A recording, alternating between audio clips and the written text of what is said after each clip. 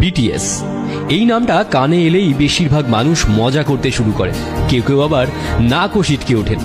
South কোরিয়ার এই ব্যান্ডটিকে নিয়ে তৈরি হয় নানা নোংরা মিম। কিন্তু আজ আমরা আপনাদের বিটিএস এর বিষয়ে এমন কিছু কথা বলবো যা শোনার পর পরের বার থেকে আপনি বিটিএস নিয়ে হাসাহাসি করার আগে অন্তত দুবার ভাববেন। আগে হ্যাঁ, আপনি জানলে চমকে যাবেন, যাদের নিয়ে সামাজিক যোগাযোগ মাধ্যমে সারাক্ষণ মজা করা হয়, যাদের ব্যক্তিত্ব নিয়ে প্রশ্ন ওঠে বারবার, সেই বিখ্যাত বিটিএস ব্যান্ডের সবাই এবার গান গাওয়া বন্ধ রেখে সেনাবাহিনীতে যোগদান করতে চলেছেন। এতদিন যাদের হাতে গিটার থাকতো তারা হঠাৎ হাতে বন্দুক নিয়ে ঘুরে বেড়াবে। কাহিনীটা মেলাতে পারছেন না তো? চলুন আজ আপনাদের বিটিএস সম্পর্কে যাবতীয় দৃষ্টিভঙ্গি বদলে দিন। সামাজিক যোগাযোগ মাধ্যমে যারা সারাদিন বিটিএস নিয়ে মজা করেন, বিটিএস এর পোস্টে হা হা রিয়াকশন দেন, তাদের যদি জিজ্ঞেস করেন আপনারা কোন কারণে এমনটা করেন, তখন তারা হয়তো চুপ করে যান, কোনো উত্তরই খুঁজে পান না। কারণ এই মানুষগুলো এটা জানেন না যে বিটিএস ব্যান্ডের ওই 7টা ছেলের জীবন একসময় কতটা কঠিন ছিল। তারা এটাও জানে না যে গিনেস বুক থেকে শুরু করে গ্রামি কিংবা বিলবোর্ড মিউজিকের একদম ওপরের সারিতে থাকে এই ব্যান্ড। অনেকেরই অভিযোগ এই 7টি ছেলের মধ্যে নাকি কোনো ব্যক্তিত্ব নেই, কিন্তু তারা জানেন না যে এই ছেলেগুলি এই মুহূর্তে 2 বছরের জন্য গান গাওয়া বন্ধ করে দেশের হয়ে মিলিটারি সার্ভিসে যোগ দিতে চলেছে। বিটিএস দল থেকে কিম সিওকজিন সেই প্রথম সদস্য যিনি ইতিমধ্যেই যোগ দিয়েছেন সামরিক বাহিনীতে। এরপর একে একে বাকি সদস্যরাও যোগ দেবেন কোরিয়ার মিলিটারি সার্ভিসে। আসলে দক্ষিণ কোরিয়ায় 18 থেকে 28 বছরের মধ্যে সমস্ত দেশবাসীকে মিলিটারি সার্ভিসের জন্য নাম লেখাতে হয়। সাধারণ মানুষ থেকে সেলিব্রিটি কেউই ছাড় পান না।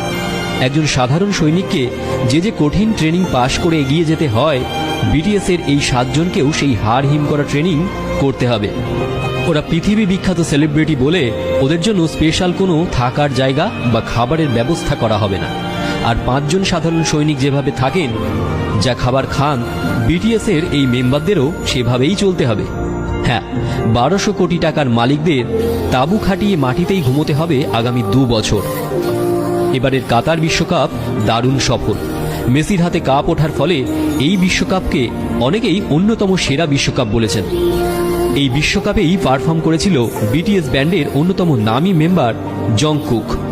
বিটিএস নিয়ে অনেকে নাক কুঁচকালেও এই পারফরমেন্স দেখে মনে মনে বলেছেন, না, ছেলেটার সত্যিই এলেম আছে।